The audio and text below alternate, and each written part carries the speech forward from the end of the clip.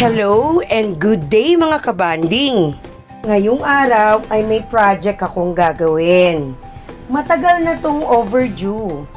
Hindi ko nga lang maisingit dahil syempre nagtatrabaho din. Kaya ngayon na walang pasok, gusto ko na ma-achieve ko na kung ano yung gusto ko dito sa mini table na to. Maganda pa naman itong table na ito. Kaya lang nga, dumaan sa pagiging makulit or hanggang ngayon makulit pa rin naman.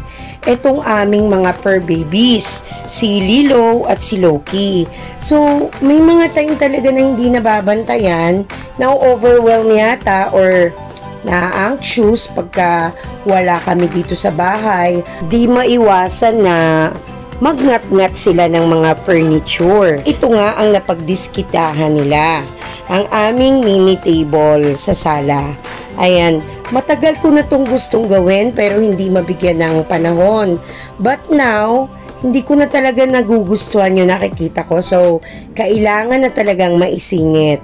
Okay, yung tinanggal natin na sticker ay papalitan natin pero katulad din, naganap talaga ako ng katulad niya para naman hindi maiba doon sa mga furniture na nandito ko sa bahay. Kasi may team ako dito sa bahay, wood, and kung maglalagay man ako na ibang color, it should be black or gray. Ayan, tingnan nyo naman, ang kulit-kulit pa rin. Paano ko ba matatapos agad tong ating project? Sa totoo lang, nagigilty na rin ako kasi ang dami kong hindi nagagawa dito. Ito, dito sa aming tahanan, syempre, medyo busy din, nagtatrabaho, at alam niyo naman yung sitwasyon natin dito sa bansa, 'di ba? Lalo na dito sa Manila, na kapag ka inabot ka ng rush hour, ay nako, talagang napakatagal para maghintay, pumila, para lang makauwi sa iyong tahanan. At yun na nga po, kaya nga guilty din ako na napipilitan akong mag-ride ng ito, yung mga joyride, ganyan. Syempre, risky yun. Alam ko naman. Hanggat maaari sana ayaw ko. Pero, minsan talaga yun lang yung paraan para makauwi agad ng makapagpahinga. Actually, hindi nga makapagpahinga, kundi mai-prepare yung kailangan sa gabi. Siyempre, yung dinner. Pagkatapos kong ilagay yung sticker na kapareho din ng kulay, ito yun Sorry, hindi ko na pala na-video kanina, pero ito na yung naipalit kong color na kapareho din naman yung tinanggal natin. So, ayan, etong inilalagay ko, bali para bang kinukoat ko siya ng transparent din na sticker.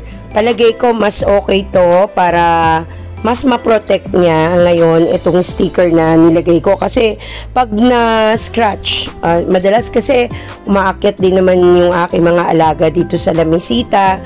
So, hindi maiiwasan na magkaroon ng mga kalmot nila. So, para ma-prevent naman yung napaka-visible na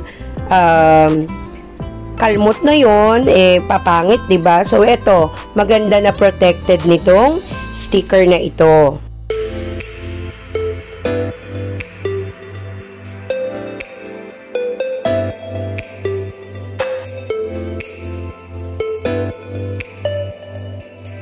Okay, ayan, halos patapos na ako. Yung mga sidings na lang ang ginagawa ko. Sabi ko, diba nga, guilty ako kasi marami akong mga gustong gawin at mga nakapending na dapat na asikasuhin dito sa bahay.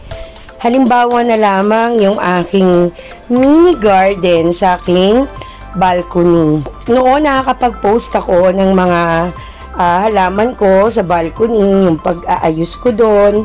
Kaya lang, talagang eto na, nung pumasok na yung mga panahon na busy na, talaga namang guilty ako na hindi ko na maintain ang pag-aasikaso ng aking mga halaman.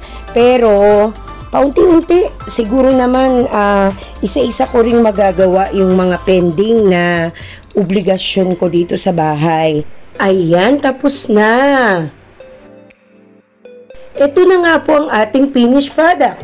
O, diba, na-restore natin. Mukhang bago na uli.